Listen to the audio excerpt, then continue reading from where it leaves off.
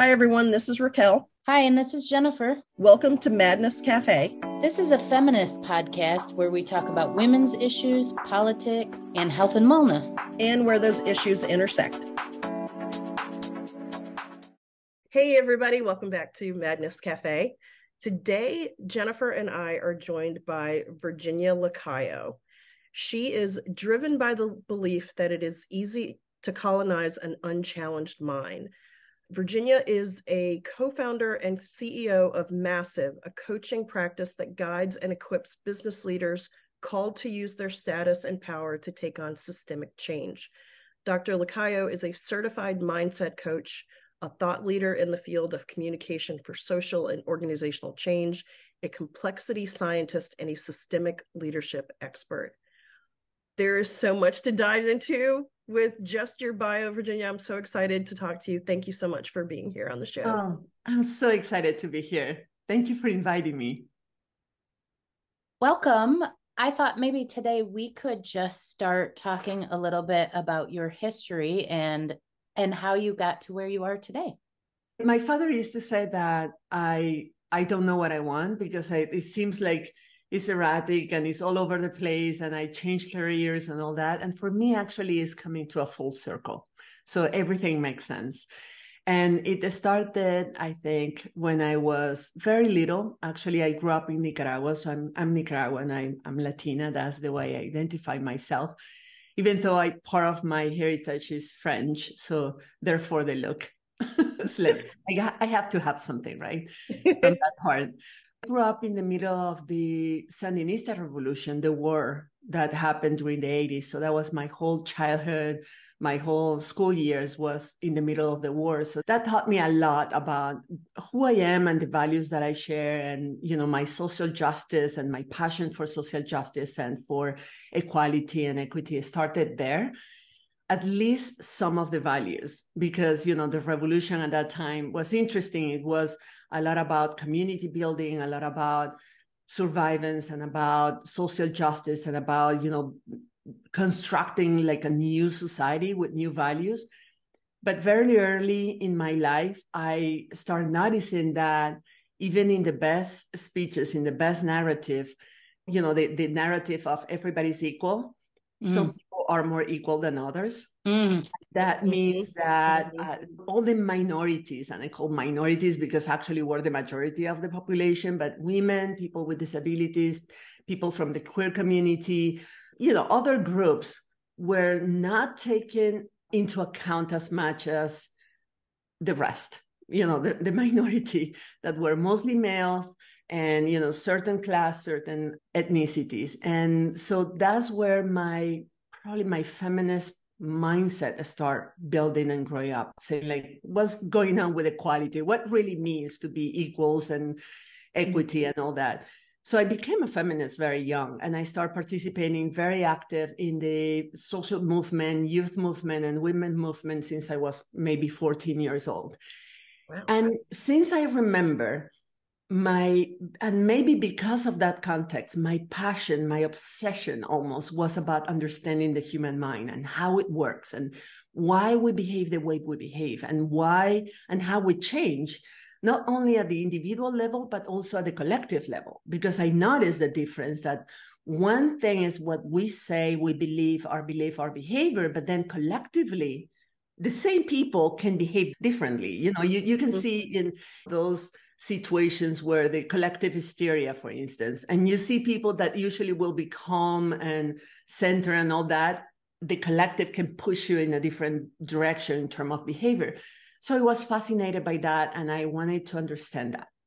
So I went to law school for that. I said, like, well, maybe understanding law will help me to understand the structure of society. And it did in many ways, many social norms and the social pressure and the way what is allowed, what is not allowed, what is punished and not shape our behaviors in many ways. So my awareness of how social conditioning actually start defining who we are or who we think we are and how we think we should behave started with that knowledge, but that was not enough. So at the same time, I started working full-time at a nonprofit organization in Nicaragua called Puntos de Encuentro. And Puntos was specialized on communication strategies for social change, mostly based on gender issues, but in general, all kinds of inequalities and oppression and different kinds of violences. And we developed a very large, was a regional communication strategy for social change that was multi-method, multi-approach, multi-topics.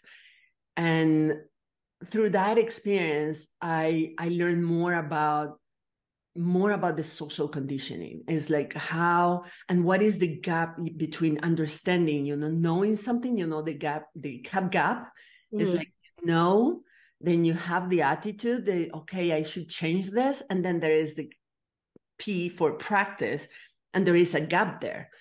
And it happened is very obvious with, for instance, the use of the condom to prevent HIV. Everybody knows that the only way to prevent sexual transmitted disease is either using condoms or abstinence. So we know that, especially women, especially young women, but also married women, right? So we know that nobody wants to get infected. Nobody wants to get ill.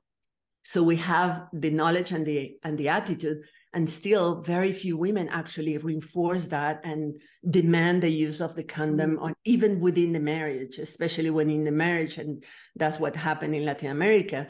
The most vulnerable group for HIV are heterosexual, loyal, faithful women that are married, men that are not as faithful or loyal or like consistent in that sense.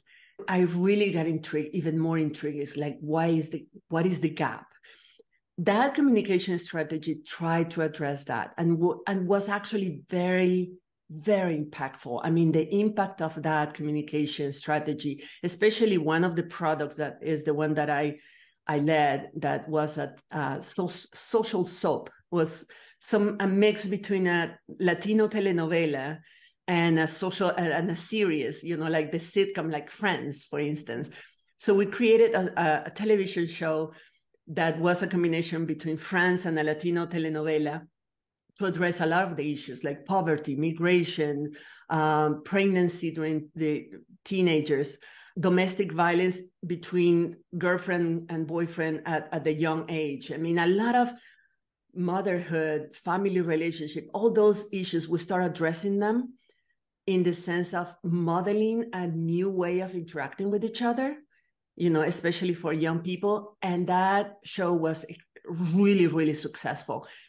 And it was so successful that we end up in textbooks, and universities start calling us, and foundations, and like the UN, and everybody was like, how you did it? What is the theory behind it? And we were like, what theory? What is to start with? It's like, I don't know. We follow our intuition, and we work with thousands of young people that actually contributed to define the stories and the characters and to work with them and all that. But we needed a theory. I mean, at that point, we said, yes, we also want to know what is the theory behind this, why it worked the way it worked, and to explain that phenomena. So I'm always been kind of a nerd. So I volunteered and said, like, I go back to college just to do that. My focus was, I'm going to go back to college, get my master on communication for development at Ohio University. That's how I came here for the first time. And I'm going to build a theory. I'm going to understand what happened. And so I did that, and I got so excited about studying and understanding the human behavior. I mean, that was my passion from the beginning, that I pursued, that the university offered me to stay for the Ph.D., for the doctoral program. And I said, I'm in, especially because at that time, I studied all the social sciences, all the theories about behavioral change that comes from the social sciences, and trying to understand and build our own theory. And all of them were very interesting and useful, but not enough. It was like, something's missing. That doesn't explain everything. And then at that time, I ran into complexity science. And that blew my mind. I was like, oh, this explains a lot of things that social scientists don't get it, because we're looking in the wrong direction. Social science, in most cases, try to understand systems, complex systems like groups, family, groups, organizations, society as the way they should behave. They try to understand the system, assuming that the system should behave in a certain way, and then it doesn't. And then we struggle with and then some miracle happened, and then you got that result. Complexity science actually is a body of knowledge that is studying complex adaptive systems, but it comes from the hard sciences, quantum physics and mathematics and computers and astrology and ecology and all those. So social scientists, we tend to be like, that's not for us. But I got fascinated with that because that gave me a lot of the answers that I was looking for. It's like, if complex systems are unpredictable, think about social change. It's unpredictable, uncontrollable, contradictory, very paradoxical, not linear. Mm-hmm. Therefore, it seems like there is nothing we can do. Seems like it does what it does, and we cannot control it, which is very scary for scientists, because science was designed from the Newtonian paradigm, designed to understand, predict, and control. And when we find out that we can't, then we're like, let's not look that way. Let's stay with theories that actually make us feel in control. But it gave us a lot of explanations about how system actually change. And so I start collecting those and really getting to understanding complex adaptive system and find ways, and that has been kind of my mission for many years, is find ways to put the two and two into dialogue. Say, how can I translate the complex concept of complexity science into a language that social scientists and people, especially people that are in the field, like nonprofit organizations and policymakers, can understand, so they can integrate and design more effective strategies in general. So that's what I did for many, many years. And everybody, when I was talking about that, everybody was like, oh, makes so much sense. Oh, finally, now we cannot predict, control social change, but we can understand how complex systems behave, and therefore we can influence the direction of change, at least not control it, but we can influence, because we can understand kind of the basic universal laws that complex system use to sustain itself and to change. And so that was wonderful. I work as a consultant, as a professor, as teaching all that and explaining and helping organizations to develop their own strategies. But then I got frustrated, because one thing is to hear that and to go like, oh, that makes sense. It's like, the aha moment. But the other thing is to actually apply it. And again, I was facing again the gap, I understand it. I love the idea, but then how do I eat that? How do I become a systemic leader that actually can apply this kind of a strategy? And I realized that it's not about just copy paste. It's not about just like, this is what the theory says, so I'm going to do this. You have to become a different person. It's like becoming a feminist. It's a specific lens. Once you have the lens of a feminist, you see everything, the whole system, the life. You can see it. It's like seeing the matrix. That's what I say. It's like, I can see numbers in the air. You start seeing patterns. You start seeing mostly patterns. It's like, oh, this makes sense because this is the way the system works. So for me, complexity science was somehow another kind of lens, the same as feminist was. It's a completely different paradigm. And you don't apply feminist theory. You become a feminist in your practice, in your daily life. And then you apply that to everything, even if you don't want to. It's like, that's now who you are. And then I realized that's my mission. That's what I need to do, is to help people to become system thinkers, especially leaders, to become systemic leaders that know how to facilitate, not command, not control, not force, but facilitate change through the lens of feminism and the lens of complexity. Let's pause now for a quick break. You're a business owner who cares more about people than profits, although you still want to make some money, of course. And that can feel mighty lonely. That's why I created Feminist Founders, a podcast that explores how to build a more equitable world through entrepreneurship. I'm Becky Mollenkamp, a coach and journalist, and I'm excited to bring you stories of people who, like you and me, are trying to change the business landscape for good. Check out Feminist Founders wherever you listen to podcasts. Welcome back to Madness Cafe podcast. To help to do that, help the leaders, I realized actually that I needed tools. I say, how can I help to transform the mindset? Because it's a paradigm. So it's not about, techniques. It's not that, okay, this is the manual and this is how you become a thinker. You have to become that, and you have to change your mindset because it's a completely different paradigm. So I went back to school and I get another certifications, and I keep looking. So I went to actually 3 certifications in coaching until I got enough understanding of the mind and how it works to design my own methodologies and my own tools, and became who I am right now and what I do right now. This is the kind of the path right now. I mean, how I put everything together, my social change background, my activist background in the field. So it's not theory. I've been there. I've been challenging systems. I know that when you fight the system fights back and usually crush you, unless that you have the right mindset actually to fight, to hold that fight against a system that has not a face. It's not one enemy. It's a system. It's a system that is within us in many ways. Mm-hmm. So the concept of decolonizing your mind is part of that process. It's like to understand the system, you have to understand how the system is within you and how the system uses your brain and your mind to be operative, to become your own oppressor and the oppressor of others.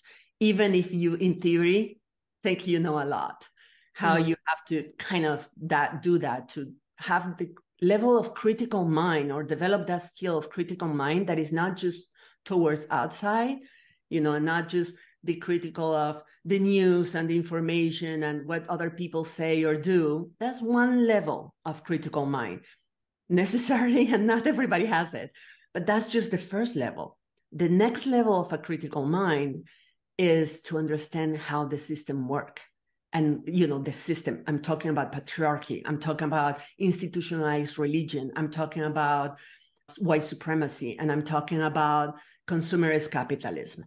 So those systems that are the main oppressors and the main colonizers right now, how they work, how they sustain themselves through us, you have to go inward and say, like, how I am be the reproducer of this. Yep. And how is actually my own source of oppression inside, my internalized oppression. And the next level of the critical mind, once you get there, the next level of the critical mind that is completes what I call now the Indomable mindset. An Indomable mindset Indomable is a Spanish word that loosely translates like impossible to domesticate. And it's when you get to that level when you know yourself so well and you know how the system works through you that you are capable of challenging your own mind. And so the third level of the critical mind, that is the Indomable mindset, is to question and to challenge everything your mind tells you about who you are, about what is true, and about what is possible. And then when you reach that level, you're ready to fight a system and change it. Ooh. Damn. That's pretty awesome. What are some of the main things that people need to challenge within themselves? What are repetitive themes that you come up with? Well, those 3 things actually is they need to challenge what their mind says to them, to themselves, about who they are. And just that, and what it means to be that. Because if I said, well, even the good things, and I'm using quotation marks. Oh, yeah. I'm a Latina. Well, what does it mean? It's like I'm giving myself that label. What does it mean to be a Latina? What does it mean to be a white Latina? Right. And what does it mean for the community that I support and I fight for and with?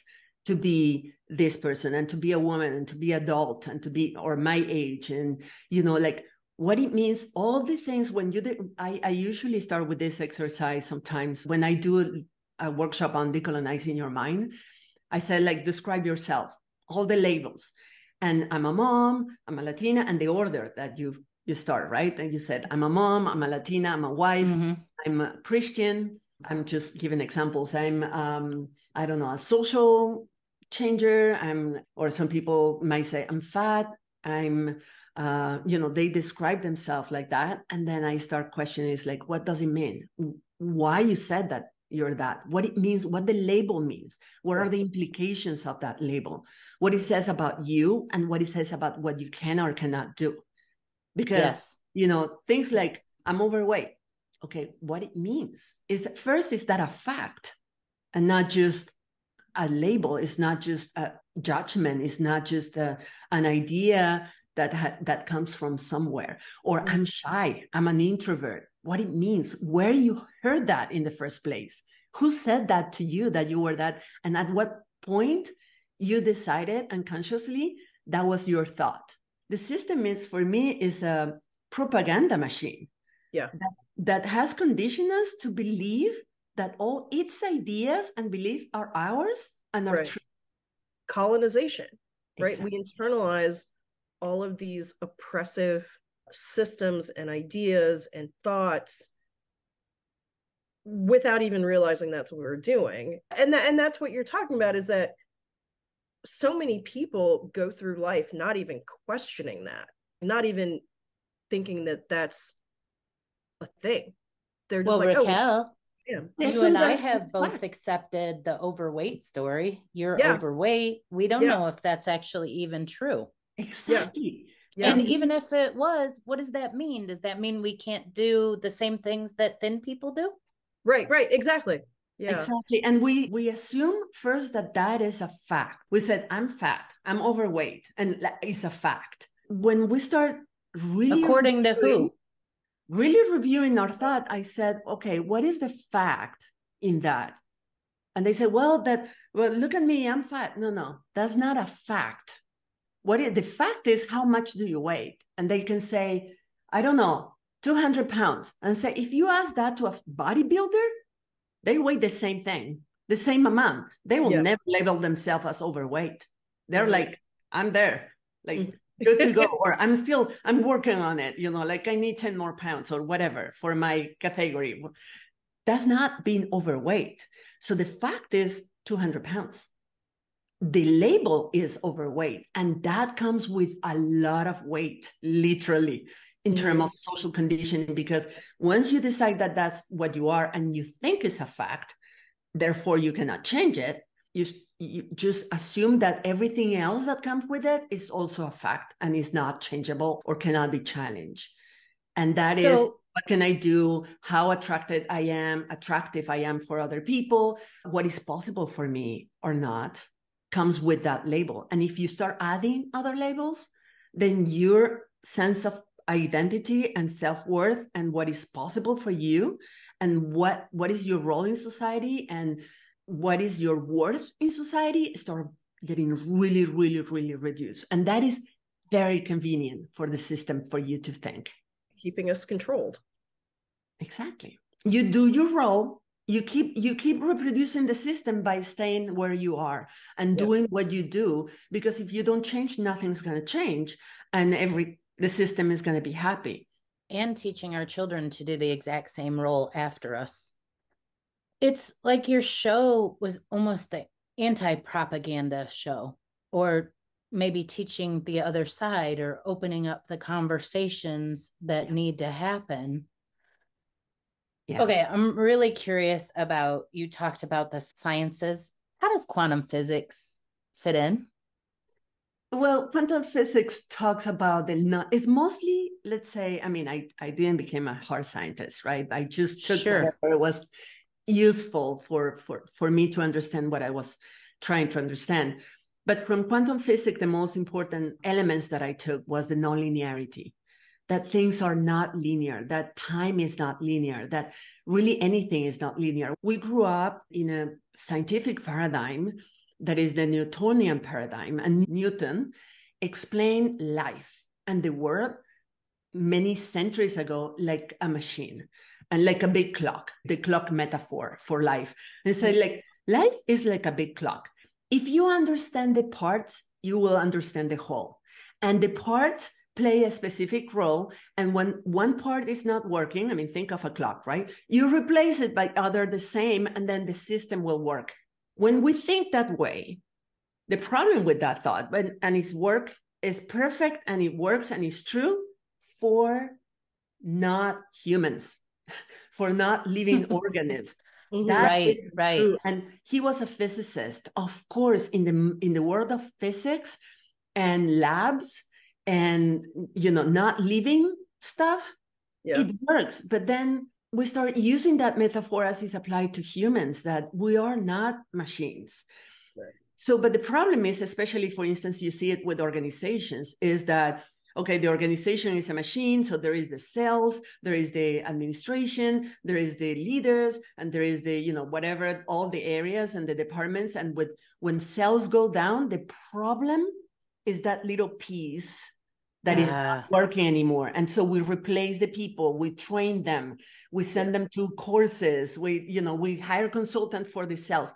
When the problem maybe is in the leadership, maybe is in the production department, maybe is in the market outside, maybe is a competitor that just, Apple. Right. When we think in from a machine metaphor about society and about organizations and groups and communities, we build our own blind spots.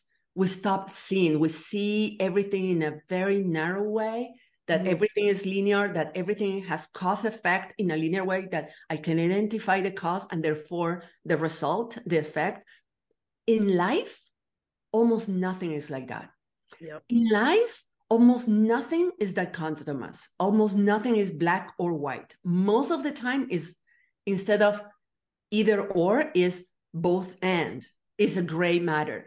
And it's complex and it's unpredictable. And we come from that paradigm, that scientific paradigm, that everything should be predictable and controllable. And if you cannot predict and control the future or human behavior, is maybe because you don't have enough information, you haven't planned well enough. So let's find who to blame for first. Mm-hmm. And second, let's go back and be more strict, give better instructions, be more specific. And I can tell you, because every mind is different and because we're constantly acting and reacting to everything else. I mean, the whole world is always being affected and affected everything else. Our behavior, even to ourselves, is totally unpredictable. I mean, I came to this call with an idea of, who you are, what you do, and an idea of what I do and who I am. I have really no clue. I could not predict this conversation at all. Mm-hmm. And this is something that we can say we have control of. And still, I'm saying these things that I'm saying now because of you, because you asked, because of your reaction. And based on your reaction, I know where, like, oh, this is interesting. I should keep talking about this, or maybe I change the topic. This is unpredictable for me. Now imagine a whole society. It gets really frustrating for leaders to say, like, well, but people are not behaving the way I plan it in my head. And it's on paper.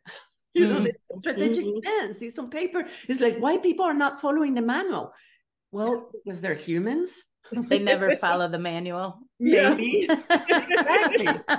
And think about partners, even in your relationship. It's like, you're my boyfriend, you're my girlfriend, you're supposed to, you love me, a whole list of what I call the manual, actually, because it's a manual. It's like, well, a best friend forever should call me every day and should always know when I need her. And she always should be there. And if she doesn't, then my whole theory about best friends behavior, best friend forever is like, challenged, because wait, no, you didn't read the manual or you read it and you're not following. And life is not like that.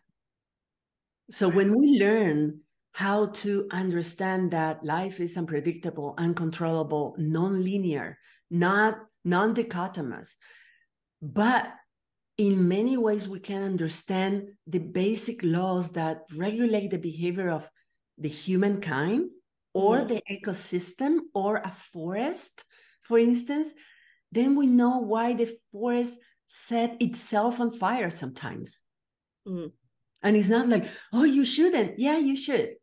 And the reason you should is because you do it. If you shouldn't, then you will not do it. But you do it because there is a natural reason why you do the things you do, and the natural reasons why society behave in the way they behave. And we have to understand what is around it, within, outside, and all around it. And that's all the ideologies or the systems that I was talking about, the ideological systems that I was talking about, our nature as humans, the way we interact with other elements. It's not just the three of us. This conversation is being shaped by our personalities, our beliefs, our thought, but also the fact that we're using technology, that we're not in the same room, that we speak different language. Well, I'm trying my best to speak English, but we come from different languages and different experiences. That also shapes this conversation. And so when you can see the matrix, I say again, when you can see the matrix, everything becomes clearer. And you start fighting reality, which is, Byron Katie said that when you fight reality, there is only like 100% chances that you will lose. That's a great quote. Give or take. Yeah, give or take. That's beautiful. You know what comes up for me when you're talking about all this, and especially the whole idea of trying to understand how things work from, well, let me look at this whole thing and let me tell you how it works kind of thing. It sounds to me like complexity science is looking at things from the bottom up, trying to understand people and systems and organizations from the bottom up, not imposing something from above. Yeah, what it does is to study complex system and say, like, what are the patterns? Right. What can we see in common? Systems that are unpredictable, uncontrollable, not linear, and paradoxical, they still have a lot of things in common. It's like they have similar behaviors under certain circumstances. And what complexity science is, it works with what is instead of what we want it to be. It's like, this is what is. How we work with this. By understanding the patterns. In your business with your partner, is there more to it than that? Not just understanding the patterns, but are you trying to put social justice in the hands of leaders to affect change by understanding the systems?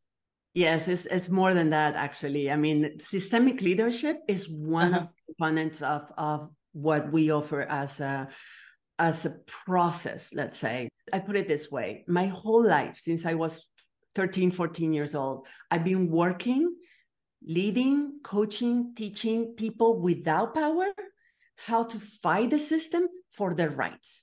Yes. And with Massive, now I keep doing that. I still have programs. I have my podcast in Spanish. I mean, I keep doing that, and it's mostly for activists. So I keep doing that. But now we're using and we're combining our skills and knowledge and experience to teach people that has power, not to fight the system for other people's right, but to change the damn system. So that's what we do at Massive. So we combine my experience as an activist that actually has created impact and that understand how the system works and change. All my knowledge on complexity science and systemic leadership to help them to build, and I'm going to describe a little bit what are the essential components of what we perceive is, let's say, the traits of a history shaper. That is the people that we want to work with. The systemic leadership is the skills that I teach and I mentor somehow the people that are working, that are deciding to make this a mission for themselves. So they develop those skills so they don't fight reality, they work with it, and they know how to lead a mass of a movement or a community without having the traditional vertical, non-realistic structure of leadership.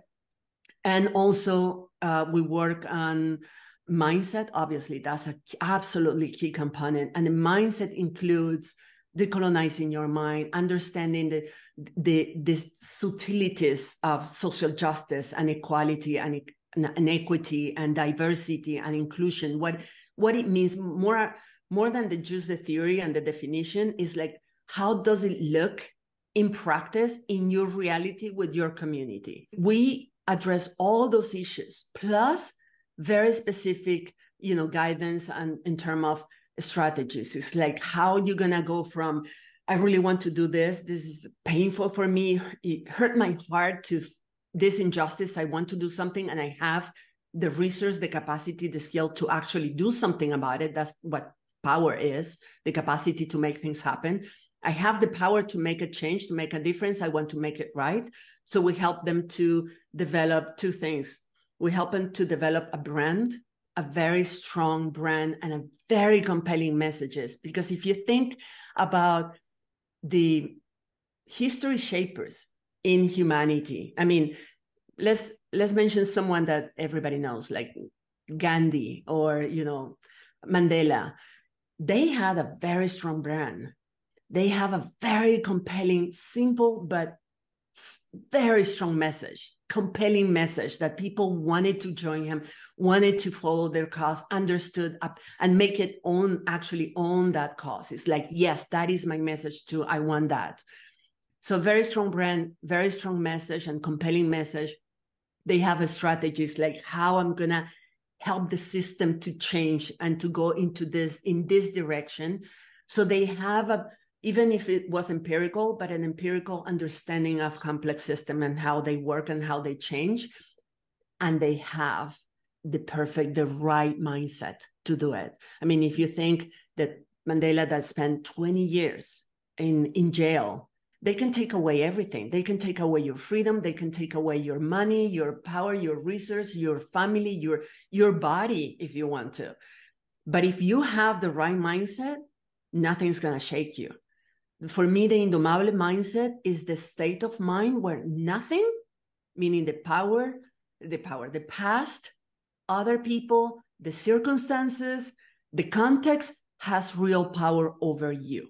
Some people says it's similar to being like a stoic mindset, but unfortunately a stoic that I deeply admire now is being understood as just like enduring and, like not feeling anything. It's like, no, right. Opposite. Right. Is to own your feelings so hard, knowing them, welcome them, be capable and happy to feel absolutely everything. Because if you can feel everything and you are not afraid of feeling anything, then nobody has power over you. If you don't fear, then you have nothing to fear, really, in simple terms. So developing the mindset, the right mindset, is absolutely essential. We have seen so many people trying to fight the system, change the system because of something there. They have the conviction, they have the vision. Great. Mm-hmm. They have a good strategy. They have a good message. They have a good brand. They have power. They have resource. And the system is still crushed them because they don't manage their mind, their thoughts and their emotion. And that's your weakest point. Anybody can destroy you. If you give other people or society the power to control your emotions and your thoughts, and you believe that, and you don't challenge it, then they have complete power over you. So that kind of mindset, what I call Indomable mindset, is absolutely essential. The rest, we build it. The rest, we can figure it out. I mean, Gandhi started as a rich person and then became really, really poor. So you don't need to be rich. Other people, the opposite, they started really, really poor and built power as they went because they collected allies and they just start building alliances and people supporting them. So that's not essential, but the mindset, the brand, who you are, how you show up in the world. So people start looking up to you, start believing, they start building trust, and you have a powerful, strong message that is clear, that is compelling, that people want to join you, and you have the right strategy. That's really more than half of the way. But at the end, you have to have the right mindset to be able to accomplish that without being crushed. Can you walk us through how you work with the leaders? Like, how do you get them to work on their brand, distill their message to the point that it's compelling and coherent and cohesive, and then to get to the mindset piece, and maybe then an example of what that looks like when it all has come together and what the result was? Yeah, I have to be honest. Massive as a company, it has less than a year. We haven't seen the full cycle finish yet, but right. We have a very clear idea where we're going and how we're going to help the people that work with us get there. Our partners, I call it our partners, because it's really a partnership. It's like, that's your mission, that's your goal, but we're going to be your allies and your mentors and your advisors and your coaches all the way there. Let's say in summary, we start with an intensive, usually here in Austin, but we have traveled to other places if it's more convenient for the person. We start with people that come to us because they have a calling that cannot deny. So we don't convince people. You cannot give someone a calling. The calling has to be already there. It's someone that really feels like an itch, feels like nothing that you have tried. You change work, you change environment, you move to another place, you divorce, you marry again, but there is something that it hurts you. It hurts in your heart. You can't stand that injustice or that situation. You really feel that you need to do something about it, that you cannot die without doing something about it. People that already has that calling, usually the people that come to us, they have this strong calling. They have the power. I mean, most of them are already successful in many ways. They build their own brand, maybe as business leaders or politicians or, in the nonprofit sector too, they have a foundation or something. So they have a brand, maybe not the brand they need, but they have a brand, and they have an idea of what exactly is that hurts them and what they want to say. But that's it. Usually they come to us like, I don't know what to do with this. I just know that I can't stand it and I have to do something about it. So we start with an intensive, and it's 3 days that is all about them. And we go really, really deep. And my partner, Justin, is the expert. He's an alchemist of language, and at least in English, right? But whatever you said, he can find a way, and he asks you a lot of questions to say, like, is this the message? And you go like, better than I will ever say it. I mean, it's really talented at that. But to get there, that's the easy part. You choose the words, to find the perfect words. But to get there is a process of a lot of questions. So it's go really deep. It's like one of the questions we ask is, what would you say? And he started asking that question after working with me too. So that's why we use the tequila, because he said, what would you say to the world after 3 shots of tequila? And because at the beginning, it's like, what is the message that you want to share with the world? And it's like, well, this is not fair, and we should, very eloquent, very nice, and very safe. Usually the first message that we share is very safe. It's like, we dream low. And then he pushed a little bit, and he pushed, and he asked, and then he said, like, but okay, let's do this. After 3 shots of tequila, or 5 if you're Latina, right? 5 shots of tequila, what would you really say to everyone about this topic? And they go like, oh, well, with 5 shots of tequila, I will say this, no filter, and say, that's your message. Now we have to create the perfect words so it's clear and it's powerful and it's compelling, and it actually makes a dent in the universe. Like, it hits people and will never be forget. So that's how we start. We start going deep into what are the values, what really matters, what is from get out of here. I will get there later. That's say we'll get there later. Right now, we start with the soul, with the core, with the guts. It's like, what you want to say, why you want to say that, what happened, what is maybe a story that happened, something that happened to you in your child that brings that. So we bring all that. So it's a very vulnerable process because people really put everything on the table with us, and we help them in a very safe environment. But we say, like, this is a contained environment, 3 days with us. We're going to keep you, we're going to, send you back home in one piece, but totally like, the potato head, completely different ways, because we're going to take apart all the pieces and put them back together in a way that now is consistent with who you are now, and not with the attachment that you have to your old identity that now is not serving you, and it will not serve you to become the person you need to become in order to do the change that you want to change. So those 3 days we work on the mission, the vision, the values, the message, and we also work a little bit, we start the mindset process there, because then we start asking, who do you need to become in order to be the person that creates that really makes that impact?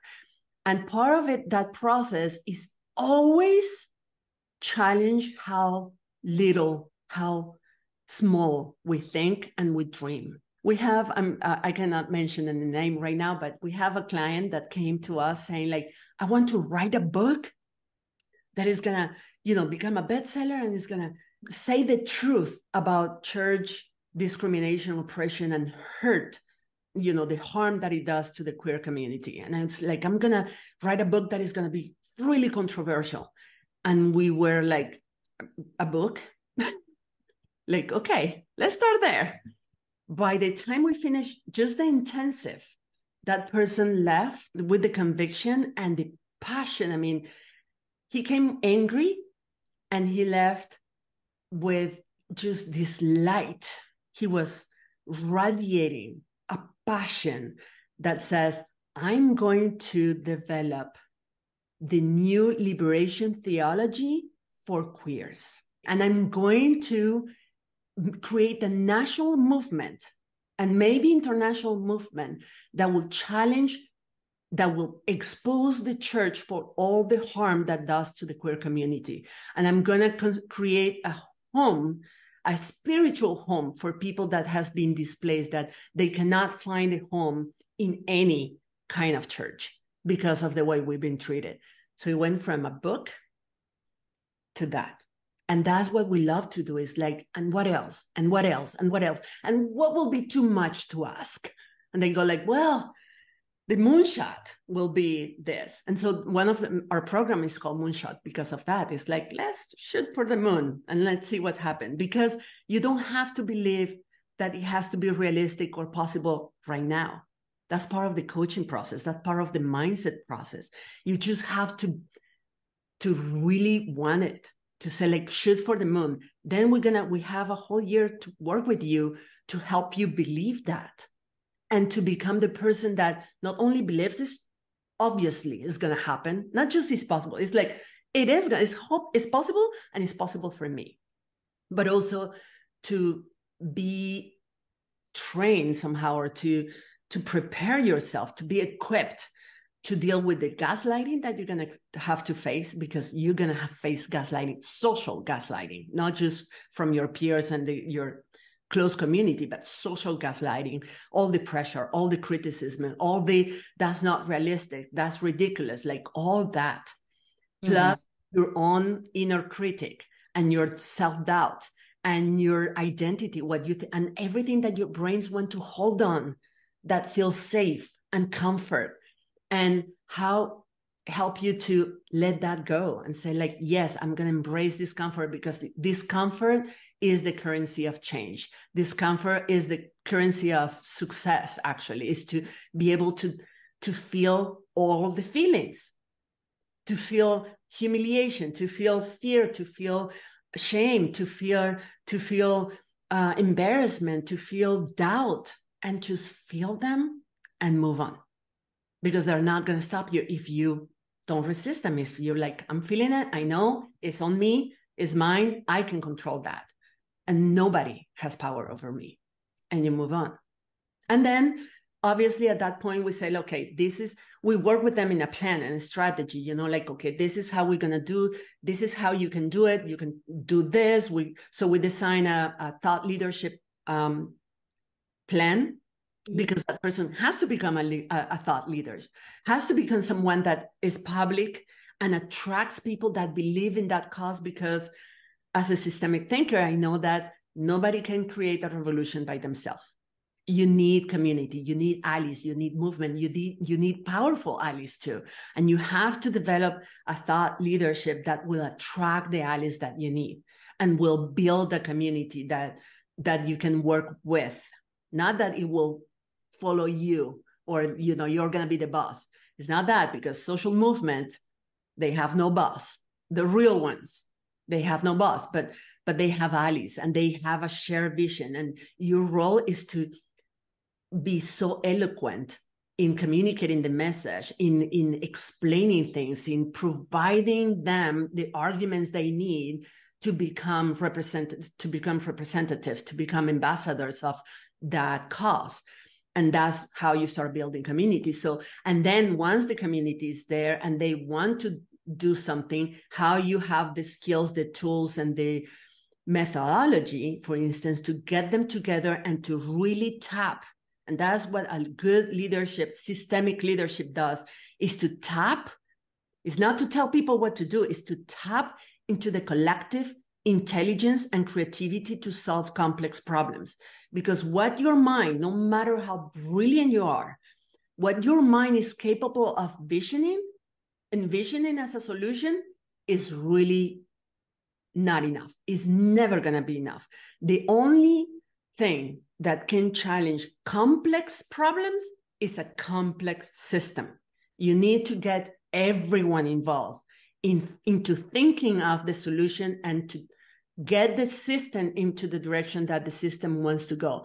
And sometimes that's part of the things that we teach as a systemic leadership, but also mindset, is that sometimes the best you can do is to get out of the way, is to create the conditions, remove obstacles, facilitate the process for the system to do what it does best, that is change, that is solve complex problems, and then you get out of the way. That's part of the leadership process. But it's challenging, if you hear this, challenging everything we understand about leadership, about social change, about mindset, about an ego, and what it means to be a leader from the ego standpoint, and what it means to be a thought leader from an ego standpoint. You have to challenge it. That's why I said you have to become the person that is capable of changing the system, at least really making noise and challenging and create some kind of dent in the universe. Transformative. It's a transformative experience. Yes, in itself, plus whatever that experience lead that person to do. Yes. Yeah, amazing. So for people who are like, I want to make a change, I want to be part of making this a better world, but I don't know where to start. This is what they need to do. They need to come to you, Virginia, and your partner, Justin, and work with Massive. This is what a great name too. Massive. Yeah. Comes from massive systemic change. Yeah. Love it. And so many people get caught up in, I want to make a change, but I don't know what to do. So many. And that's our inspiration, is that we see usually systems change from the bottom up.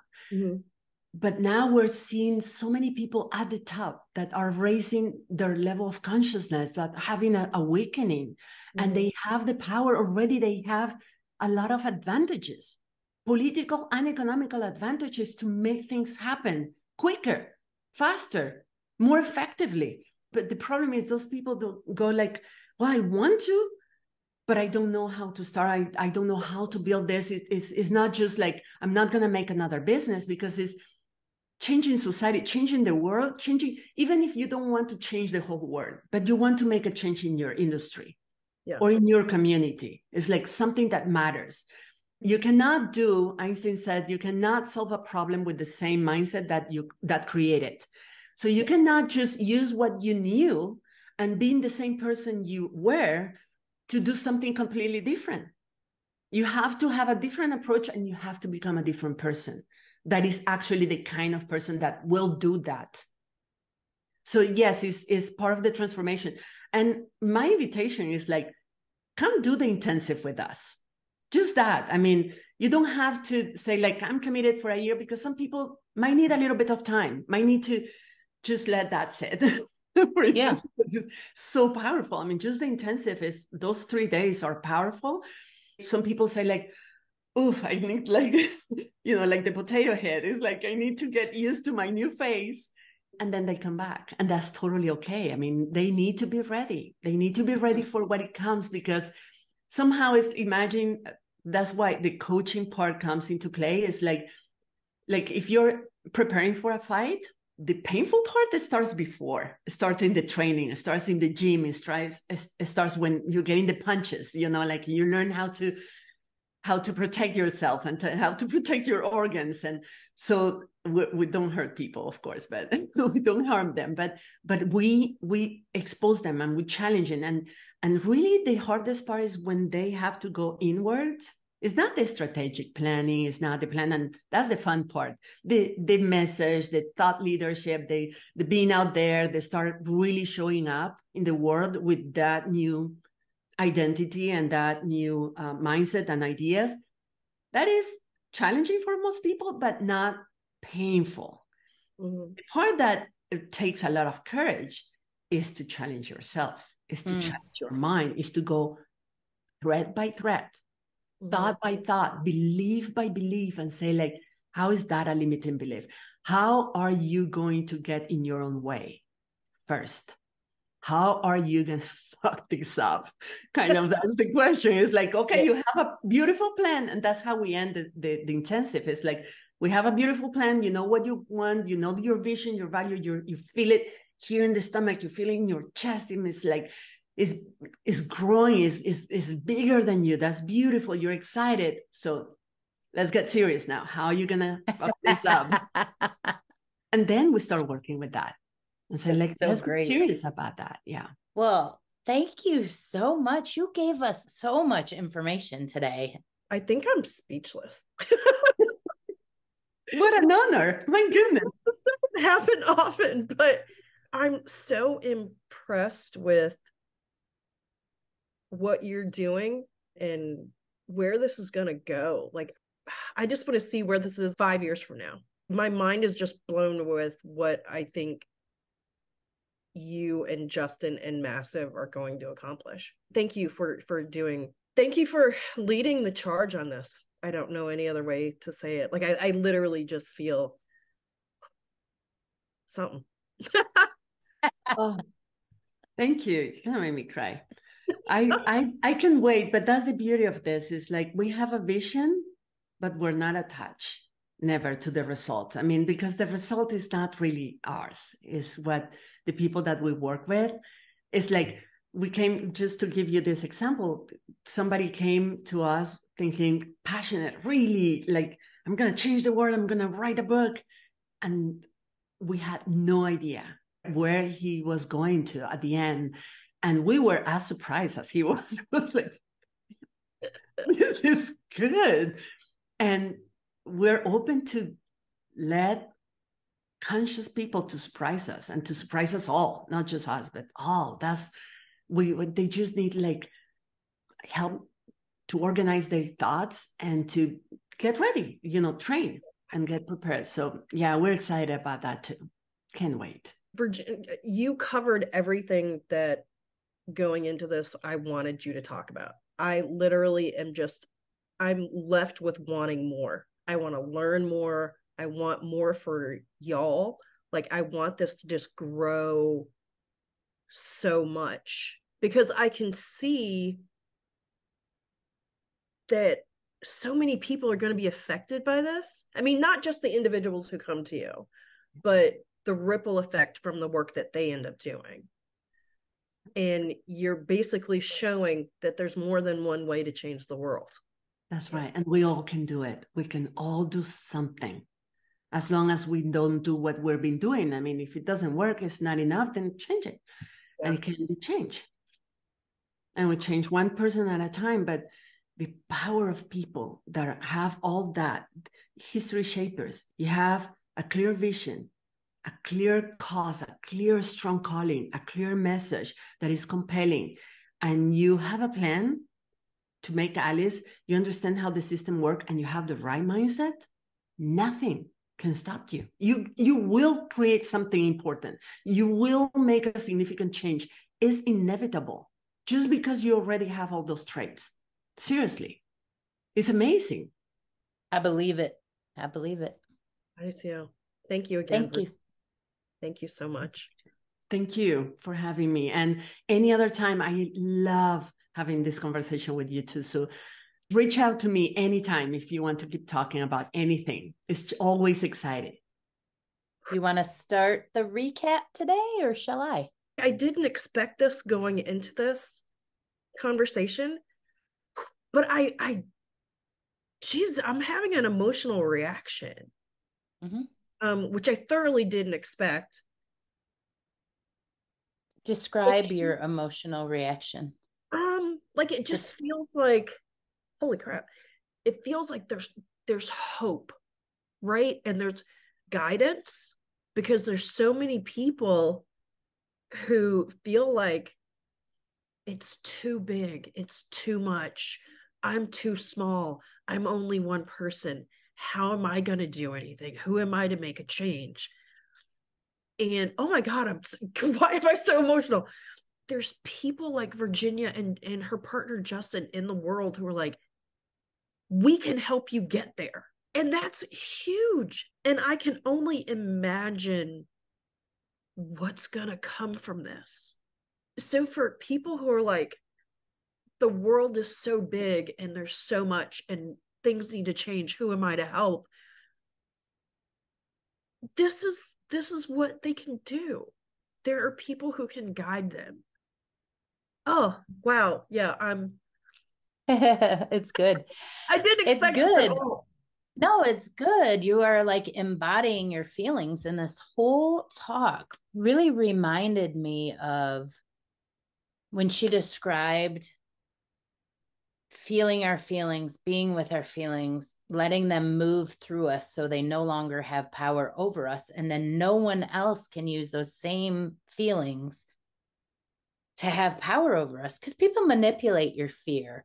Yep. They manipulate your desires. They manipulate your self-doubt. Your imposter syndrome. Yeah. Yeah. And so to me, to get really clear on who I am, I love the idea of sitting down and doing that exercise. I am a mother.